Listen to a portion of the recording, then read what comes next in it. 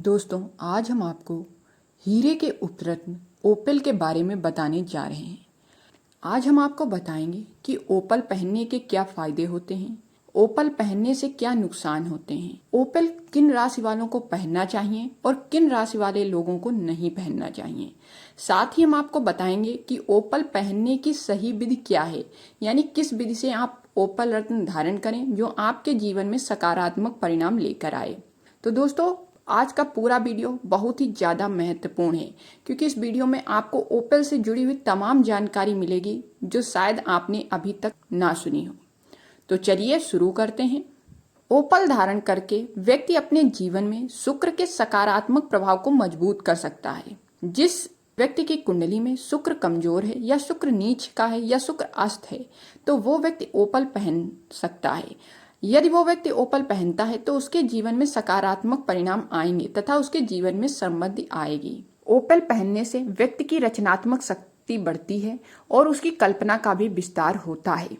दोस्तों, ओपल रत्न का स्वामी ग्रह शुक्र है जो कि प्रेम और सौंदर्य का है। यदि आपकी कुंडली में शुक्र की महादशा चल रही है और आप इसके नकारात्मक प्रभावों को कम करना चाहते हैं तो आप ओपल रत्न पहन सकते हैं। साथ ही जिन लोगों का जन्म तुला और वृषभ राशि में हुआ है उन्हें भी ओपल रत्न पहनना चाहिए क्योंकि तुला और वृषभ राशि का स्वामी ग्रह भी शुक्र होता है। इसके अलावा मकर, कुंभ, मिथुन और कन्या राशि वाले भी इस रत्न को पहन सकते हैं, लेकिन इन लोगों को इस रत्न को पहनने से पहले किसी अच्छे ज्योतिष शास्त्री से अपनी कुंडली जरूर दिखानी चाहिए। उसके बाद ही आप ओपल धारण कर सकते हैं। दोस्तों, मेष, कर्क, सिंह, वृश्चिक, धनु और मीन लग्न में जन्मे लोगों को ओपल रत्न नहीं पहनना चाहिए। यदि वे इस रत्न को पहनना चाहते हैं तो उन्हें अपने किसी अच्छे ज्योतिष शास्त्री की सलाह से अपनी कुंडली दिखाकर तभी ओपल रत्न पहनना चाहिए। ऐसे ही ओपल रत्न ये लोग धारण ना करें।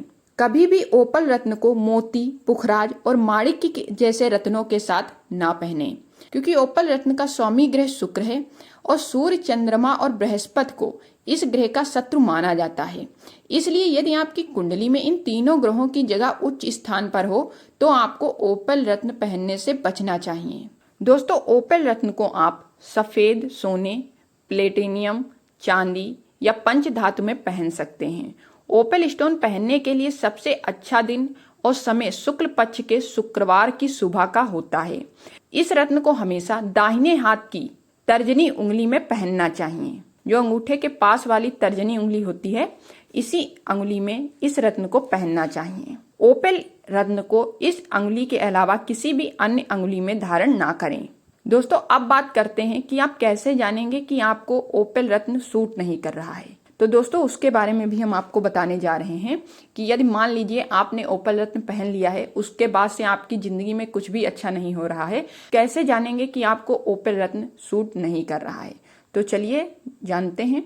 दोस्तों, अगर आपके स्वास्थ्य पर बुरा प्रभाव पड़ने लगे जब से आपने ओपल पहना है और आपका स्वास्थ्य खराब होने लगे, आप लगातार बीमार पड़ने लगे और आपका शरीर पीला पड़ जाए और आप शारीरिक रूप से कमजोर हो जाएं, तो आप समझ जाइए कि आपको ओपल सूट नहीं कर रहा है। अगर आपके प्रेम संबंध या वैवाहिक जीवन में किसी भी प्रकार की करवाहट आ जाए या लड़ाई झगड़ा बढ़ जाए या फिर गलतफहमियां आ जाएं, तो आप समझ जाइए कि आपको ओपल सूट नहीं कर रहा है। दोस्तों, ओपल का बुरा प्रभाव आपकी आय पर भी हो सकता है।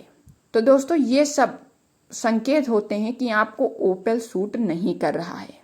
अगर दोस्तों ओपल आपको सूट नहीं करेगा तो आपकी समझ पर भी इसका असर पड़ेगा। अगर आपके साथ ये सब हो तो आप कृपया करके ओपल ना पहने। अगर आपने बनवा लिया है और ये सब चीजें आपके साथ हो रही हैं तो आप उसे निकाल लें।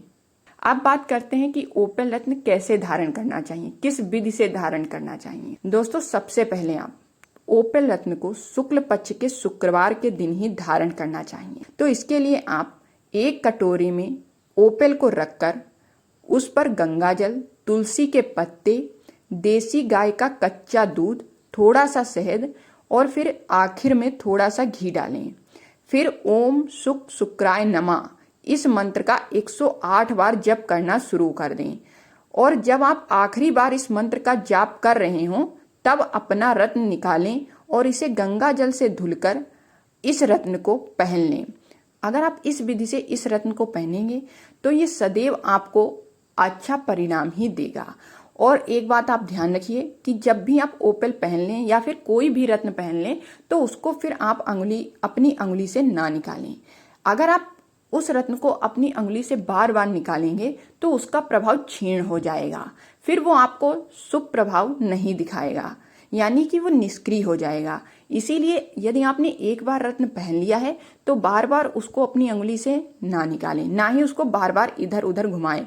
क्योंकि दोस्तों बहु लोगों की आदत होती है कि उनके हाथ में रत्न पहने हुए या कोई भी अंगूठी पहने हैं तो वो उसको गोल गोल घुमाते रहते हैं। लेकिन यदि आप कोई भी अच्छा सा रत्न पहने हैं या फिर कोई भी अंगूठी पहने, चाहे सोने की है, चांदी की है, या आपने खाली छल्ला ही पहना है, उसको आप अपनी अंगुली में इधर उधर ना घुमाएं। क्योंकि ये भी नकारात्मक चीजें हैं, क्योंकि ये चीजें भी हमारे जीवन में नकारात्मक असर डालती हैं। अगर जानकारी अच्छी लगी हो तो प्लीज वीडियो को लाइक करें, चैनल को सब्सक्राइब करें।